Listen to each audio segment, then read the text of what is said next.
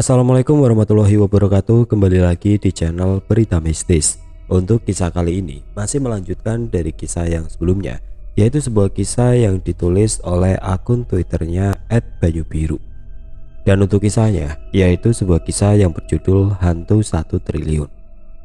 Sebelum kita masuk ke ceritanya, tekan dulu tombol like video ini dan jangan lupa tekan juga tombol subscribe channel ini dan nyalakan juga lonceng notifikasinya agar tidak ketinggalan cerita-cerita baru dari channel ini. Dan bagi teman-teman yang ingin membaca langsung ceritanya, nanti silahkan saja kunjungi linknya yang nanti akan saya sertakan di kolom deskripsi. Dan seperti apa untuk kelanjutan kisah ini? Langsung saja kita simak berikut ini.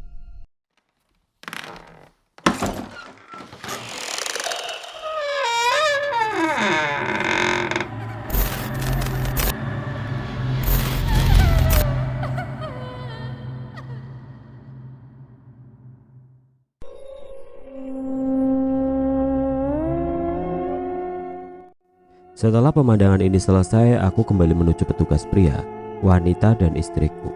Kedua petugas ini masih ketakutan. Istriku pun mulai ikut takut akan hal yang dilihatnya. "Sebenarnya apa yang terjadi, Mbak? Coba duduk yang benar dulu, Mbak," tanyaku dan perintahku terhadap mereka berdua. Mereka bangkit dengan rasa ketakutan yang masih tinggi. Mereka dituntun istriku ke sofa panjang samping ranjang tidurku.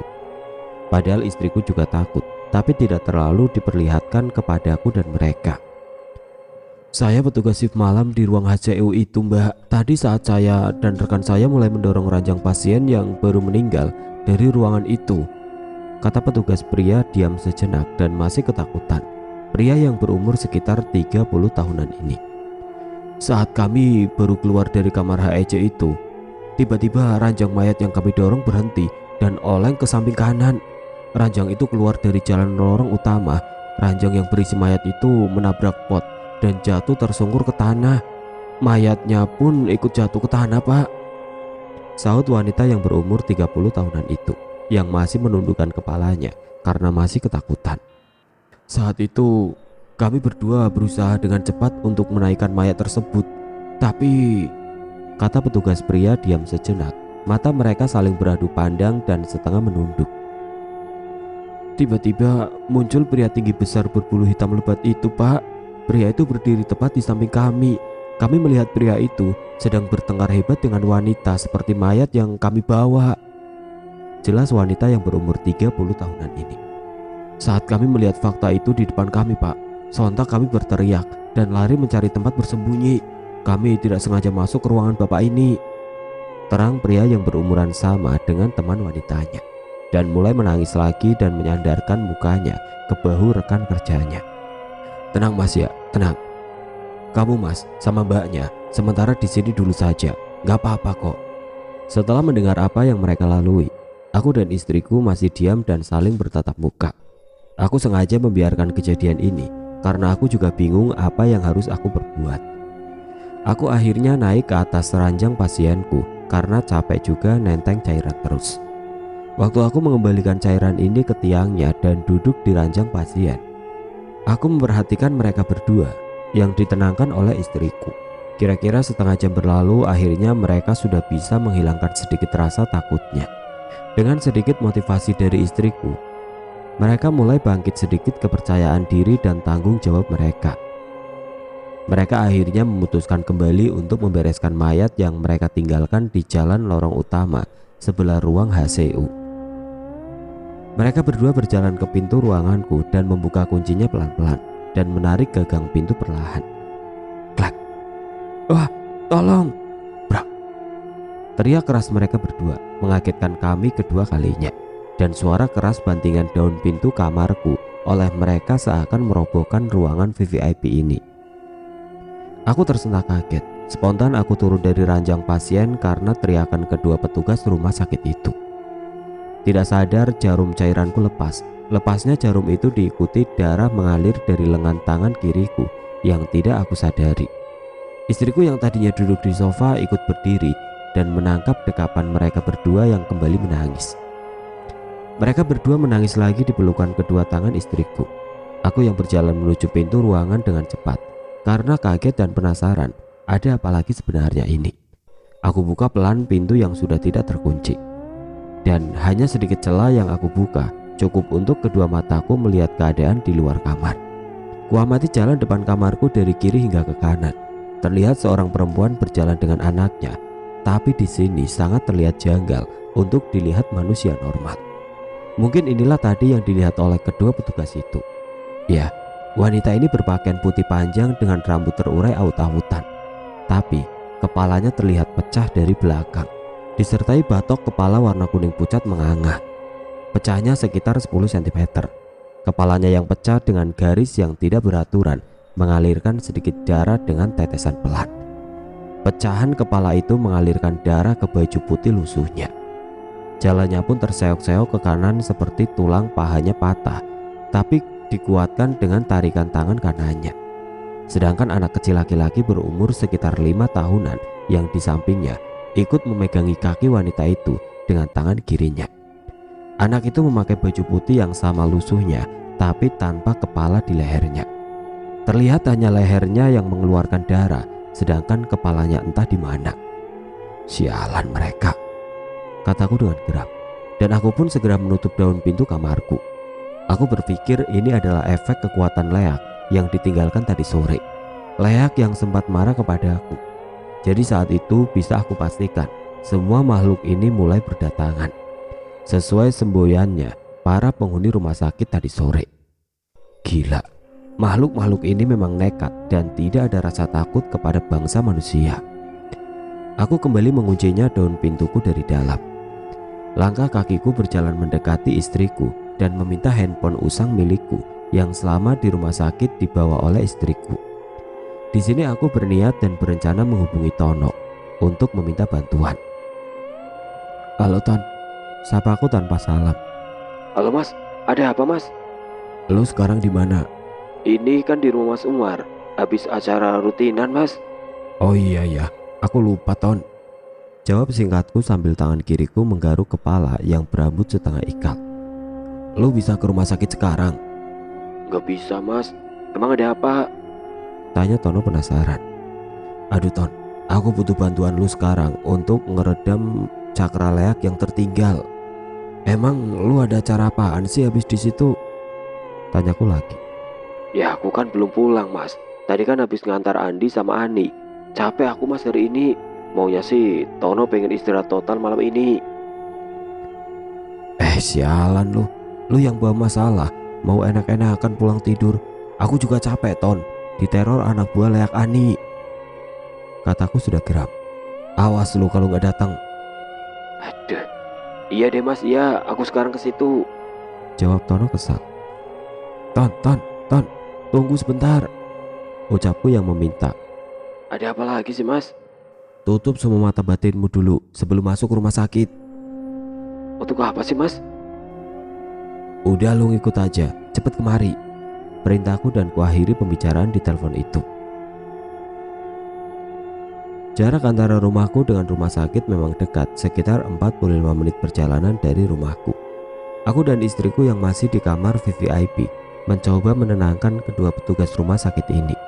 Kami memutuskan untuk meminta kedua petugas ini tetap di kamar ini dulu, karena aku berpikir makhluk itu akan terus bermunculan.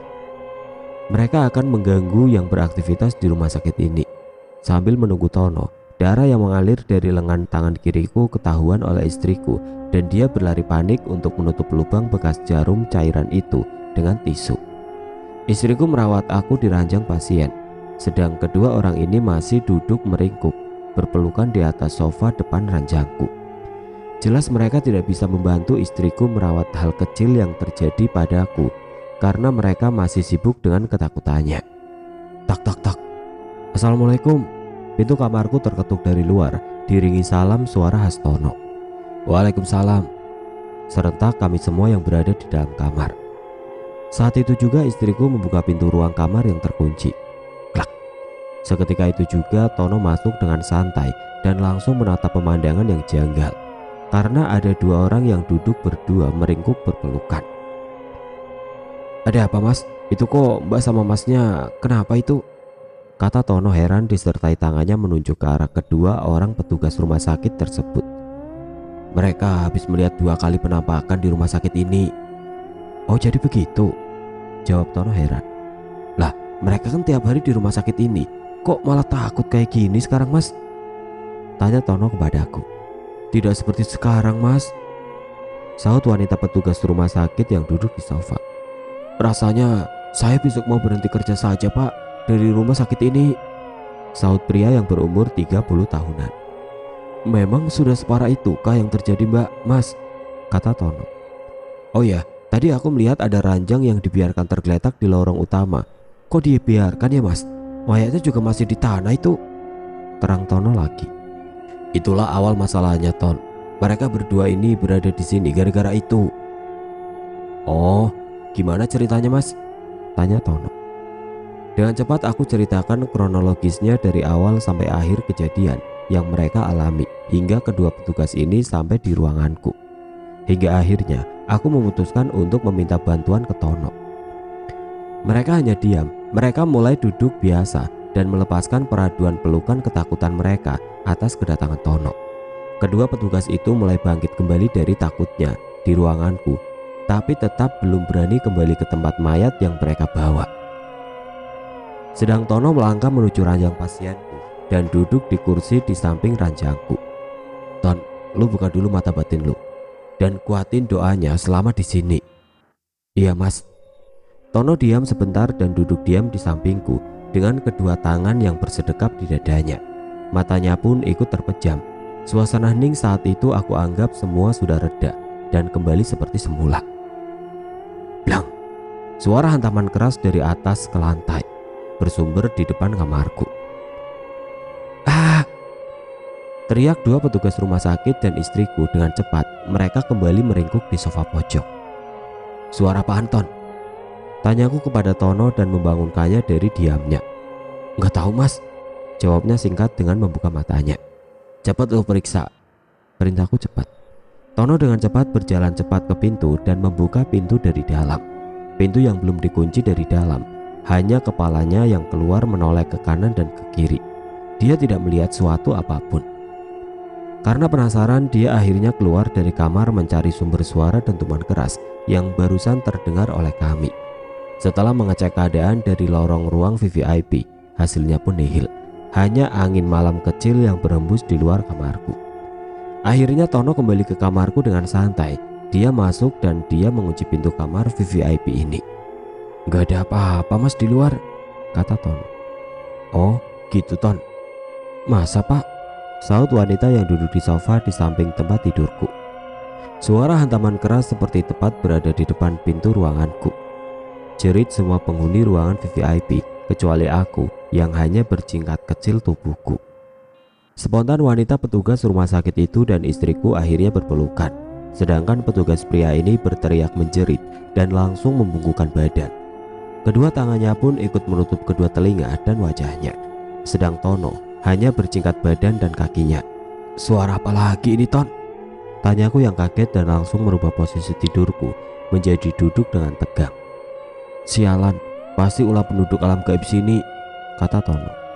Iya mungkin Ton, jawabku singkat. Terus gimana enaknya nih mas? Kalau kita bertarung dengan para penghuni rumah sakit ini, pasti kalah kita berdua Ton. Jelas mereka kembali dengan membawa pasukan yang lebih banyak. Kalau panggil kawan-kawan pemuja ilahi gimana mas? Ya nggak mungkin Ton. Mereka mau ditaruh di mana? Apa nggak curiga pihak rumah sakit? Jawabku dan tanyaku pada Tono. Gini saja mas, gimana kalau kita bentengi saja sampai pagi? Biarkan teror mereka malam ini, pendapat Tono. Iya nggak apa-apa Ton, beres. Kita malam ini bermunajat saja di sini, memohon perlindungan kepadanya atas semua serangan ini. Akhirnya kami berdua bersuci ke kamar mandi dulu. Setelah itu kami menggelar karpet sajadah 2 buah. Aku pun duduk bersila berdua dengan Tono. Kami berdua saling berhadapan dan membaca kalimat-kalimat ayat suci untuk sedikit meredam serangan penduduk halus rumah sakit. Malam semakin larut, jelas semakin mencekam dan teror panjang untuk penghuni kamar kami saat itu.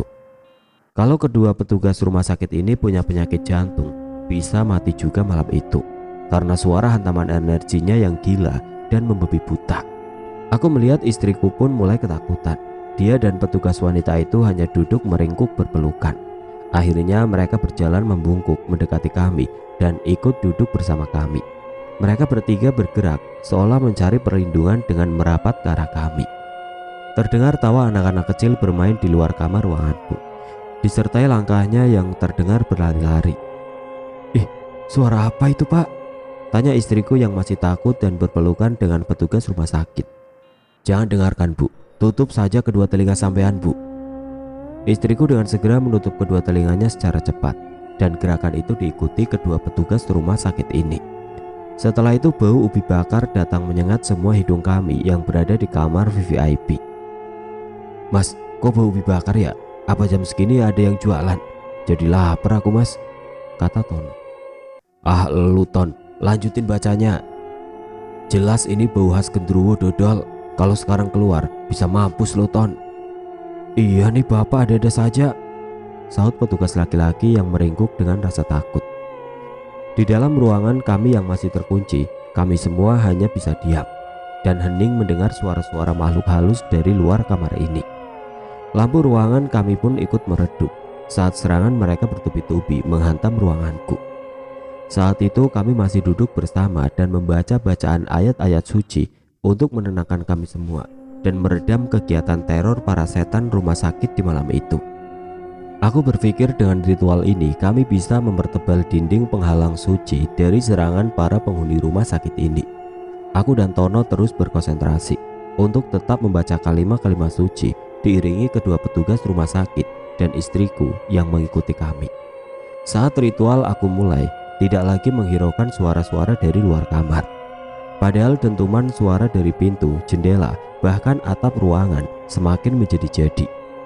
Aku merasa ribuan pasukan rumah sakit malam itu menyerbu kami tiada henti.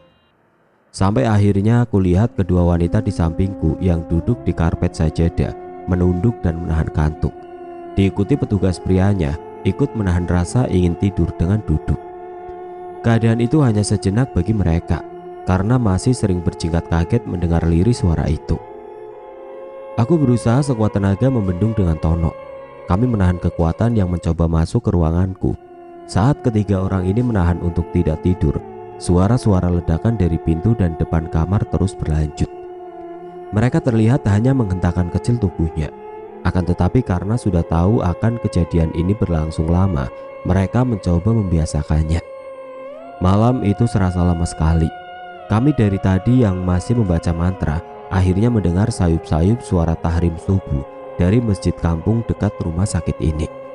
Disertai suara orang-orang sudah pada ramai di lorong utama jalan rumah sakit. Ternyata mereka yang ketakutan setengah tertidur dalam duduknya.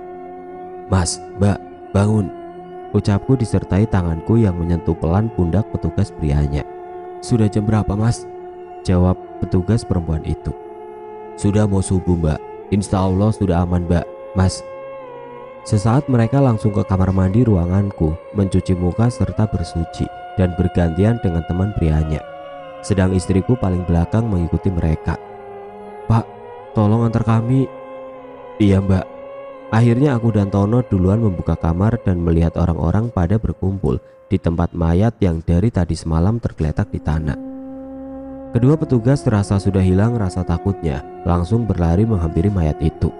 Mungkin karena saat itu sudah banyak orang di sekeliling mayat itu, mereka berdua dengan cepat membereskan pekerjaan rutinnya, mengangkat dan menutupi mayatnya, tentunya dibantu orang-orang di sekelilingnya. Tapi di sini mereka berdua tidak mau lagi mendorong. Mereka meminta bantuan satpam untuk mengantarkan mayat itu ke ruang jenazah. Setelah itu kedua petugas langsung pulang tanpa mengambil barang bawaannya di kantor. Aku rasa malam ini masalah sudah beres. Aku dan Tono kembali ke ruanganku untuk menjalankan kewajiban kami. Aku dan Tono yang semalam bergadang menghalau serangan para setan, akhirnya ngantuk juga saat senja mulai menyebarkan sinarnya. Sinar itu melewati jendela kecil di samping atas ranjangku. Saat fajar menjelang, istriku yang sedang di kamar meminta pamit pulang kepada aku dan berencana sore kembali. Karena harus ke pasar dan merawat anak-anakku, pagi itu aku dan Tono berdua di kamar langsung tidur. Semalam juga aku berpikir untuk pulang paksa hari ini. Aku merasa kalau aku di sini bakal mengundang makhluk-makhluk itu datang meneror kami lagi saat malam nanti. Aku bangun sore hari saat di kamar VVIP, sampai tidak tahu ada petugas yang mengontrol dan mengecek keadaanku. Aku bangun terlebih dahulu dan membangunkan Tono untuk meminta mengurus kepulanganku. "Ton, bangun." "Iya mas, sudah jam berapa?" "Jam 11 Ton." "Mandi dulu sana Gi, habis itu lu sama istriku urus administrasinya," pintaku sambil menunggu istriku yang janjinya sore ini datang. "Iya mas," jawabnya pelan dengan menguap dan berjalan ke kamar mandi. Tidak lama kemudian akhirnya istriku datang dan mengurus administrasi dengan Tono. Mereka ke ruang administrasi untuk mengurus kepulanganku. Tapi yang didapat adalah pihak rumah sakit belum mengizinkan aku untuk pulang. Baru besok pagi kami dibolehkan untuk pulang. Alasan mereka adalah masa pemulihan pasien dari HCU minimal 3 hari harus tinggal di rumah sakit. Karena itu sudah jadi protap mereka yang tidak boleh dilanggar. Dengan rasa kecewa mereka kembali ke ruanganku. Mereka memberi kabar buruk itu kepadaku. Mas, panggil Tono yang sudah di samping ranjang tempat tidurku. "Iya, ada apa Ton?" jawabku dengan balik bertanya. "Tadi di luar ruangan ini banyak yang teriak-teriak. Kelihatannya ada beberapa pasien di beberapa ruang utama seperti kesurupan." "Ah, masa Ton?" "Iya pak," sahut istriku. Waduh, mulai lagi. Ternyata memang Leak calon narang ini memang benar-benar pembawa bencana. Hanya marah sedikit sudah seperti ini kejadiannya. Aku juga nggak bisa meredam aura Leak di sini. Jika meredam memakai bantuan pemuja ilahi, pasti pihak rumah sakit pada curiga. Aku pikir saat itu untuk membiarkan saja biar mereka cari alternatif sendiri-sendiri. Semisal kalau aku bantu, malah tambah curiga, hasilnya bisa berabe dan kepo nanti. "Pasiennya sekarang membludak juga pak, tuh di lorong tengah saja sudah mulai penuh, padahal kemarin kosong," jelas istriku. "Iya mas," tegas Tono. "Mungkin memang musimnya orang sakit kali ya bu, tiba-tiba banyak orang sakit banyak," jelasku untuk menenangkan istriku yang masih polos. "Iya mungkin saja sih pak," jawabnya. "Pak, ibu habis ini pulang ya, ibu gak mau kayak tadi malam, takut pak," pinta istriku. "Lah terus? Nanti ibu biar ke rumah Mas Imron saja untuk gantiin ibu. Lagian ibu juga belum tidur dari kemarin pak," pinta istriku yang memelas dan tampak kelelahan. "Oh iya bu, gak apa-apa." Sore itu aku menerka serangan apalagi yang akan dilancarkan setan rumah sakit di malam ini kepada kami. Setelah kami bertiga di kamar disertai hawa kekecewaan karena tidak bisa pulang paksa. Tidak lama kemudian sebelum malam tiba, istriku pulang. Kasihan juga istriku yang ketakutan kemarin malam dan kecapean di hari itu. Malam selepas Isya, Tono aku minta untuk tetap siaga di kamarku ini, sekalian sama nunggu Imron. Aku sangat khawatir saat itu, khawatir akan hal yang tidak aku inginkan mengenai orang-orang terdekatku. Waktu aku berbaring di ranjang tempat tidurku dan Tono duduk di sampingku. Tak tak tak, suara ketukan dari pintuku. "Assalamualaikum," salam Imron. "Waalaikumsalam Ron," jawabku saat melihat sosok kawan seprofesi datang. "Jadi kapan pulang mas?" "Besok Ron." "Mas, kemarin malam aman kan mas? Gak ada apa-apa kan?" tanyanya yang curiga. Mungkin waktu itu istriku meminta Imron menggantikannya. Dia tidak bercerita apapun kepada Imron agar dia mau menemaniku di rumah sakit. "Nyantai Imron, aman," jawabku bohong untuk meyakinkannya. "Tapi hawanya kok aneh mas ya?" tanya Imron. "Aneh memang Bron di sini. Soalnya di sini dingin, ada AC-nya, sedang di luar panas, iya kan?" Bener mas," jawab Imron yang lugu. Imron saat itu aku suruh duduk di sofa untuk menikmati minuman dan makanan kecil, sedang Tono masih asik mulai melanjutkan tidurnya di sofa dekat Imron. Tak tak tak, suara ketukan pintu kamarku membangunkan aku yang tertidur di ranjang pasien. Aku melihat Tono sudah tidur malam itu, sedang Imron masih asik bermain HP jadulnya. Sekilas aku melihat jam dinding sudah jam 10 malam. Aku turun dari ranjang dan menuju pintu kamarku yang tidak dikunci sejak kedatangan Imron. Klak, bunyi gagang pintu yang aku tarik dan terbuka dari kait besinya. Waktu pertama aku buka, Bau busuk mengikuti, menusuk 2 lubang hidungku. Kubuka sedikit, terlihat seorang pria bule tinggi ditemani 2 orang suster. Aku mempersilahkan masuk saat itu. Pertama, aku tidak curiga sama sekali akan hal ini. Aku langsung tidur di ranjang dan Tono yang masih tidur di sofa sebelah Imron. Aku mengira masa Ani mengirim dokter dari negaranya. Sampai kok ada dokter bule di sini. Setelah aku nikmati perlahan-lahan, aku merasa ada yang janggal. Sedang Imron di sisi orangnya cuek karena asik main HP. Entah waktu itu apa saja yang dimainkan, aku sendiri tidak tahu. Biasa, kalau kita juga sedang main HP, game, atau yang lain, pasti yang terlihat di depan tidak akan diperhatikan. Ya, mereka datang dari masa lampau. Mereka berpakaian ala zaman kolonial, dokter dengan pakaian putih tebal, khas baju zaman dahulu, tentunya dengan model yang jadul ala company. Memakai kacamata khas berantai kecil di samping kanan kirinya. Sedang 2 wanita pribumi ini memakai baju putih lengan pendek, rok pendek putih, dan topi khas perawat zaman dahulu, tentunya model sangat kolonial. Kedatangan mereka yang masuk ke ruanganku dengan bau busuk menyengat juga kala itu. Aku mencoba mencari sumbernya, tapi tidak ada. "Gimana Pak, keadaannya? Apakah sudah baikan?" kata dokter bule itu dengan logat kental bahasa Belandanya. "Iya dok, sudah baik kok saya," jawabku singkat. Setelah itu dokter hantu ini mencoba memeriksa dadaku dengan alat jadul. Dia menempelkan benda besi berupa lempengan bulat yang dingin. Setelah mengecek sana kemari, akhirnya dokter itu terlihat tersenyum saja kepadaku.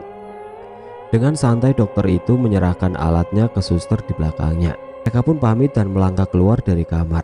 Saat mereka berbalik arah, punggung mereka terdapat lubang busuk menganga sebesar ember kecil, disertai sedikit bekas darah yang mengalir dan ulat-ulat putih kecil. Ulat-ulat itu berebut daging di punggung dokter bule itu. Kedua susternya pun juga begitu. Ulat-ulat di lubang punggung mereka berebut daging busuk. Ternyata sumber bau tadi ini dari mereka bertiga. Pantesan semakin mendekat dengan mereka, bau itu semakin menyengat. Sampai hawa dingin AC kamar ini pun tidak dapat menghilangkan baunya dengan cepat saat itu. Padahal ruangan ini juga sudah ada pengharum ruangan. "Mas, bau busuk apa ini?" tanya Imron sedang asik main HP. "Bau tikus yang mati, Imron," jawabku asal. "Oh, ruang VVIP kok ada tikusnya ya?" jawab Imron dengan posisi duduk dan berkonsentrasi memainkan HP jadulnya. Berdasarkan apa yang baru aku alami, akhirnya aku pun mengikuti mereka, tapi hanya sampai depan pintu kamarku saja. Saat itu aku lihat rumah sakit ini sangat ramai sekali, penuh dengan orang-orang model kolonial. Tapi gedungnya rumah sakit tetap tidak berubah dan sesuai seperti saat ini. Anehnya, pasien yang kata istriku tadi sore sudah banyak memenuhi lorong, sekarang tidak ada sama sekali. Ini siasat setan apalagi. Semoga malam ini tidak ada kejadian teror yang membuat repot aku lagi. Aku pun kembali ke ruanganku dan menguncinya dari dalam. Aku berjalan kembali ke ranjang tidurku untuk istirahat kembali dan berpikir positif saja malam itu. Aku merasa benteng yang kami pasang sudah kuat malam itu. Dan aku ingin memastikan keadaan mertua Joko sebelum aku pulang besok. Di waktu ini aku mencoba keluar dari tubuh kasarku untuk mencari keberadaan Sukma mertua Joko. Aku merasa penasaran karena kemarin aku lihat ibu mertua Joko sudah menjenguk aku di ruang ini. Aku pikir beliau sudah sehat saat itu. Psst. Pertama saat melesat aku ingin melihat di ruang HCU. Aku menuju dengan cepat ke ruang HCU, tempat ibu mertua Joko. Di sana aku melihat hanya ada seorang laki-laki yang sedang membaca kitab suci, dan ibu mertuanya masih tetap tergeletak di ranjang tidurnya. Cangkang ibu mertua Joko tetap belum seutuhnya penuh akan sukmanya, dan masih ada rantai hitam yang tidak kasat mata masih melingkar di tubuh kasarnya. Aku pikir saat itu sukmanya masih belum kembali. Lantas siapakah kemarin yang datang menemuiku? Di sini kebingunganku menjadi-jadi akhirnya. Aku berdoa, meminta petunjuk untuk mencari Sukma itu. Aku terbang ke sana kemari seakan memainkan waktu malam panjang itu. Tapi hasilnya masih nihil. Padahal hari itu sudah hari ketiga. Memang sangat sulit sekali kalau sudah terlampau lama Sukma yang menghilang ini untuk dicari. Kurasa sudah cukup.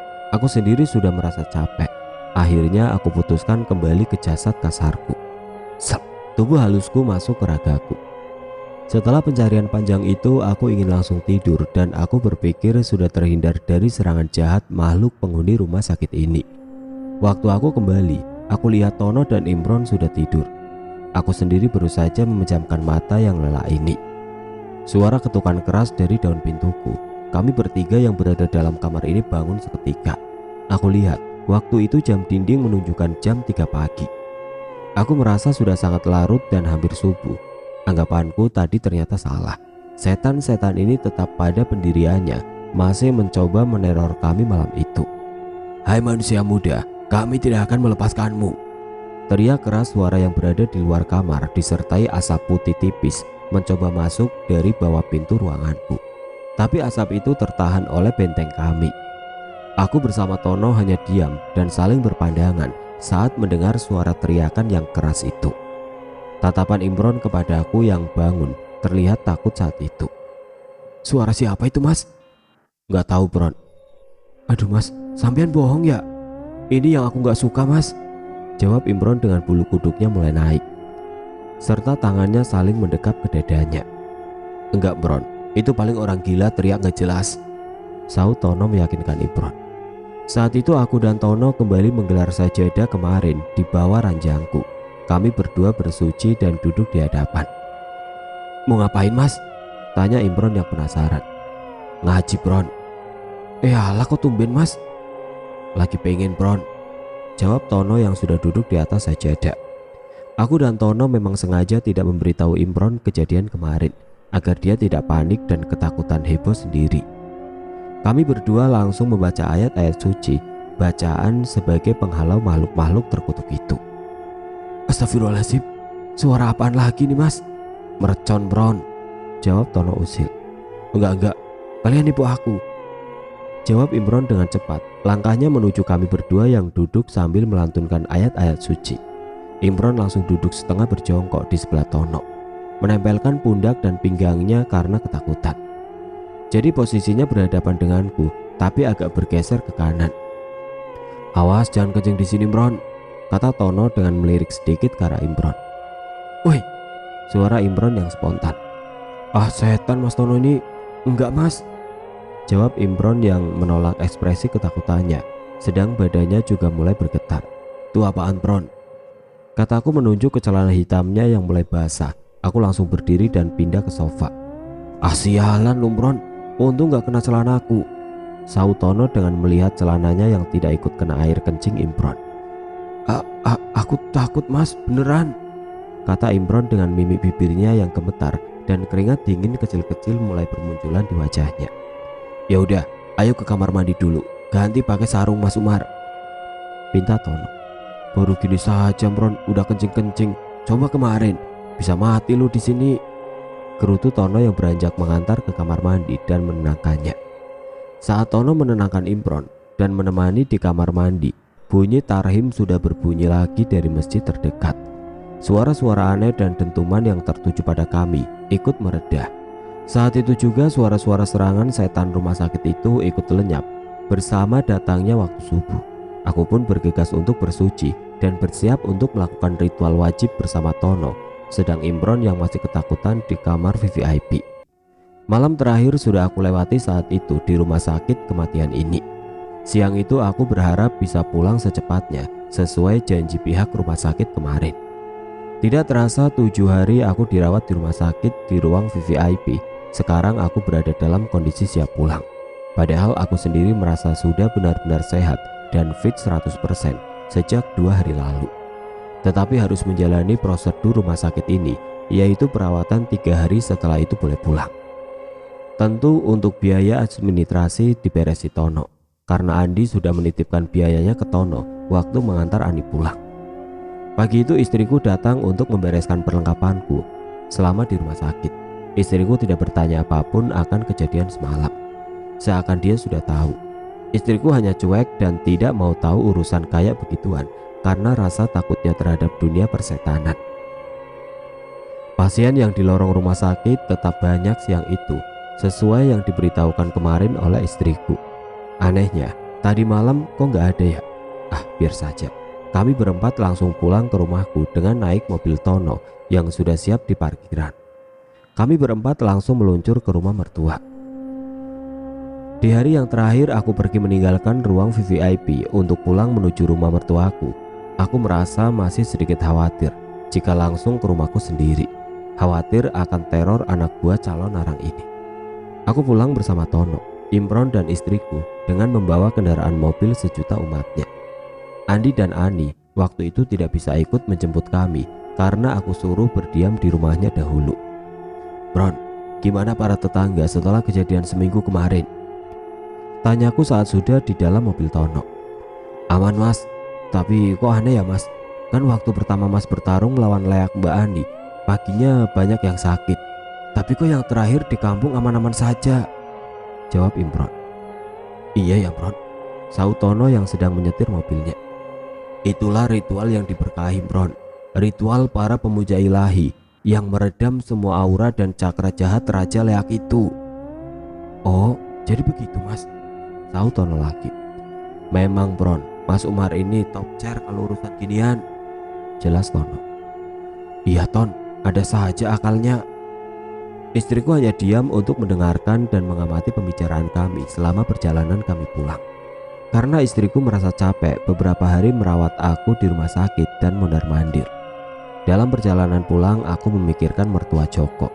Sejak aku beri bacaan dari kitab suci untuk dibaca di depan mertuanya, belum ada kabar lagi dari dia. Aku pikir mertua Joko saat itu sudah baikan atau sebaliknya. Karena waktu di rumah sakit mertua Joko sempat menjenguk aku. Biarlah dalam pikirku, semoga diberi yang terbaik untuk keluarga Joko. Yang penting aku harus fokus untuk urusan Ani yang lebih utama. Siang itu kami sampai di rumah mertuaku dan disambut anak serta mertuaku. Senang rasanya beberapa minggu akhirnya bisa ketemu sama kedua buah hati tercinta. Spontan air mataku ikut menetes saat memeluk mereka karena kerinduan kepada kedua jagoan kecilku. Bapak, bapak, teriak anak-anakku sambil berlarian menuju arahku yang terlihat dari kejauhan. Aku pun langsung memeluk mereka dengan kedua tanganku dan aku gandeng satu persatu tangannya untuk menuju rumah mertuaku. Kami langsung menuju ruang tamu mertuaku yang tidak besar, tapi cukup nyaman disinggahi. Rumah bercat putih dengan 4 jendela di ruang tamunya. Aku sendiri disuruh mertuaku untuk tinggal sementara di rumah beliau dan menghentikan aktivitasku untuk sementara waktu. Ton, lusa lu jemput aku di sini ya, kataku di ruang tamu mertuaku. Iya mas, emang mau kemana mas? Jawab dan tanya Tono. Udah ikut saja, nanti bertiga sekalian sama Imron, jelasku kepada Tono. Imron hanya diam dan memandangi kami saja saat aku dan Tono berbicara. Oke mas, tapi pemuja ilahi siapa yang pimpin mas? Tanya Tono lagi. Udah kan bisa ya Imron, jawabku sambil mengalihkan pandangan ke Imron. Bisa mas. Oke siap kalau gitu mas, jawab Tono. Ton, ayo duluan kalau gitu, biar aku cari Huda untuk persiapan acara nanti malam, terang Imron. Oh iya Imron, untuk uang kegiatan ini dariku saja. Aku memanggil istriku untuk meminta uang pemberian dari Ani yang masih utuh di amplopnya. Aku memberikan semua uang itu kepada Imron untuk dipakai operasional klub pemuja ilahi bekerja. Hanya berkurang sedikit waktu aku pakai minggu kemarin untuk ke rumah Mbak Salman. Oke mas, tak bawa dulu ya, sekalian mau pamit, jawab Imron dan langsung pergi bersama Tono untuk mempersiapkan ritual rutin di rumahku. Waktu itu aku masih mempunyai sedikit tabungan. Tabungan kami disimpan oleh istriku. Inilah yang akan aku pakai untuk operasional dan kebutuhan keluarga sederhana kami ke depan. Aku yang masih duduk santai di ruang tamu mertuaku masih memikirkan masalah besar Ani. Tapi masalah Joko dan Mbak Salman malah mengikutinya. Setelah itu aku istirahat di kamar. Ini adalah malam pertamaku di rumah mertua saat keluar dari rumah sakit. Aku mulai tidur jam 8 malam dengan istriku sedang anak-anakku di kamar sebelah. Bapak, ibu, teriakan anak-anakku dari kamarnya di sebelah. Aku yang langsung bangun bersama istriku. Aku menuju kamar anak-anakku. Ada apa Le? Tanyaku yang sedang berjalan mendekati mereka di kamarnya dan duduk di samping ranjang tidur mereka. Itu pak, jelas anakku yang bungsu sambil menunjuk tangannya ke arah jendela kamar. Ada apa? Malam-malam begini memanggil bapak ibu berteriak-teriak, tanyaku lagi. Ada orang yang mengintip dari jendela itu pak, tapi matanya merah menyala, jelas polos si bungsu. Oh ya sudah, bapak coba usir saja ya, jawabku untuk menenangkan mereka. Aku berjalan ke jendela kamar anak-anakku tidur, dan aku lihat keluar jendela memang banyak makhluk-makhluk halus yang sedang berada di samping kamar ini. Kelihatannya apa yang diucapkan setan rumah sakit itu benar. Mereka benar-benar mengincarku, tapi juga keluargaku yang ikut terancam. Malam itu aku suruh istriku untuk tidur bersama kedua putraku, sedang aku berdoa dan meredakan aura yang berada di sekeliling rumah mertuaku. Aku berjalan mengitari rumah mertuaku 7 kali dan membacakan beberapa mantra dan ayat-ayatnya. Semoga bisa menjadi penghalang sisi dunia lain. Aku bermaksud agar besok saat aku tinggal ke rumah Mbak Salman, di sini sudah aman. Untungnya mertuaku tidak terbangun akan hal ini, karena kamar mereka agak jauh dari kamar anak-anakku. Saat selesai semuanya, aku kembali ke kamar anak-anakku dan menjaga mereka sampai menjelang subuh. Aku lihat istriku tidur memeluk kedua anakku. Istriku mulai takut juga malam itu karena dengan gaya tidur yang berselimut rapat di sekujur tubuhnya. Suara tahrim dari masjid samping rumah mertuaku membangunkan aku yang ikut terlelap di kamar anak-anak. Aku yang menjaga mereka ikut tertidur juga ternyata. Syukur teror setan rumah sakit malam ini tidak terlalu parah dengan malam-malam sebelumnya. Semenjak membantu Ani, aku tidak pernah tidur di rumah mertua. Baru kali ini saja tidur di rumah kakeknya anak-anakku. Setelah ritual berjamaah sampai selesai, aku pun membantu istri sebentar di dapur dan mengantar anak sekolah. Senang rasanya bisa kembali ke rutinitasku dahulu, meski hidup sederhana. Jam 7 pagi suara HP ku berdering dengan kerasnya dari ruang tengah rumah mertuaku. Istriku berlari dari dapur menuju ruang tengah, mengambil HP butut itu dan memberikannya kepadaku di ruang tamu. Halo mas. Sapa Joko tanpa salam. Ada apa? Mas, sekarang di mana? Kok di rumah gak ada orang? Tanya Joko. Aku lagi di rumah mertua mas, di desa sebelah. Oh, aku ke situ mas ya. Gak enak bicara di telepon, pinta Joko. Ya silakan mas, jawabku. 15 menit kemudian mobil SUV putih bersutan Jepang bertabur berlian berplat seri nomor cantik parkir di depan rumahku. Terlihat Joko sendiri turun dari kendaraannya, memakai baju batik merah kombinasi kuning dan celana panjang kain hitam. Aku yang sedang duduk di teras rumah mertua sambil menunggunya saat memandangi dari jauh pria yang mempunyai tinggi 175 cm itu. Joko tampak sedikit sedih dan kesal. Joko berjalan melangkahkan kakinya menuju ke teras rumah mertuaku dengan senyum tipisnya untuk menutupi kesedihannya. Assalamualaikum. Dengan tangannya yang meminta berjabat tangan kepadaku lebih dulu. Waalaikumsalam, jawabku singkat. Gimana mas, tadi gak kesasar? Enggak mas, tadi diberitahu sama tetangga mas arah-arahnya ke sini kok. Gimana mertua mas Joko sekarang? Masih belum ada perubahan mas. Oh, jadi belum ada perubahan, jawabku sambil berpikir untuk mencari dan mengingat-ingat apa yang pas untuk perubahan mertua si Joko ini. Terus gimana mas? Ada solusi lain? Tanya Joko. Ada sih, tapi ada beberapa syarat yang harus mas Joko penuhi, jawabku. Aku ingat waktu kakek sama bapak saat mereka menghadapi kejadian persis seperti ini, yaitu sukma yang diikat oleh musuhnya atau orang yang tidak suka dengannya. Cara ini memang sebenarnya sepele, tapi menyiksa dalam kurun waktu yang lama. Siasat kebiadaban manusia yang kebablasan karena ingin membunuh musuhnya secara halus dan memiskinkan lawan. Jelas dalam kurun waktu lama harta sang musuh akan habis sedikit demi sedikit untuk mencari pengobatan dan pertolongan. Jadi begini mas Joko, waktu aku ikut sama kakekku dulu, ada orang yang sakit seperti lumpuh kayak begini. Sama persis, tapi sakitnya hanya sekitar 2 tahunan. Padahal orang yang sakit lumpuh itu kalah saing dalam bisnisnya.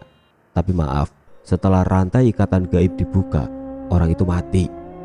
Jelasku memberi contoh kejadian masa lalu. Lah terus, nasib ibu mertuaku gimana mas? Apa masih bisa disembuhkan? Tanya Joko yang penasaran dan takut. Untuk masalah hidup dan matinya mertua Mas Joko, kita serahkan saja pada Sang Pencipta mas. Aku hanya membantu semampuku dan sebatas pengetahuanku saja, jelasku. Dilema untuk Mas Joko saat itu, memikirkan nasib mertuanya yang sakit parah sejak 10 tahun yang lalu. Takut resiko yang akan dihadapi antara hidup dan matinya sang mertua. Ya sudah mas, nggak apa-apa, apapun resikonya insya Allah kami siap. Daripada ibu mertuaku sakit tidak kunjung sembuh, jika meninggal pun kami juga siap mas. Kasihan, hidupnya menderita selama 10 tahun terakhir ini. Syukur-syukur bisa sembuh dan pulih seperti sedia kala, terang Joko. Oke mas, aku jelaskan. Ibu Mas Joko sebenarnya sukmanya sudah diambil seseorang dengan bantuan iblis tentunya. Saat ini yang Mas Joko lihat hanya cangkangnya atau jasadnya yang tidak utuh. Kalau belum 7 bulan mas, insya Allah bisa disembuhkan. Tapi kalau lebih dari itu, sukma ibu Mas Joko sudah tidak bisa kembali. Kemungkinan terbesarnya adalah kematian. Jadi begini mas, Mas Joko pulang ambil tanah dari rumah ibu mertua Mas Joko. Ambil tanah yang di dalam rumah mertua Mas Joko. Setelah itu ambil daun bidara dan 2 jenis daun lain yang masih segar. Setelah itu Mas Joko bawa kemari. Aku minta Mas Joko bawa jajanan dan uang pecahan seadanya untuk 40 orang untuk berbagi kepada anak-anak yatim piatu. Tapi ingat mas, aku ini juga orang biasa, bukan kiai, bukan dukun dan bukan dokter. Aku hanya berusaha membantu sebagai teman dengan ikhlas. Baik mas, aku akan penuhi permintaan mas, jawab Joko singkat. Oke teman-teman, sampai di sini dulu ceritanya. Nantikan kelanjutan kisah ini di video berikutnya. Agar tidak ketinggalan, klik tombol subscribe channel ini dan nyalakan lonceng notifikasinya. Wassalamualaikum warahmatullahi wabarakatuh.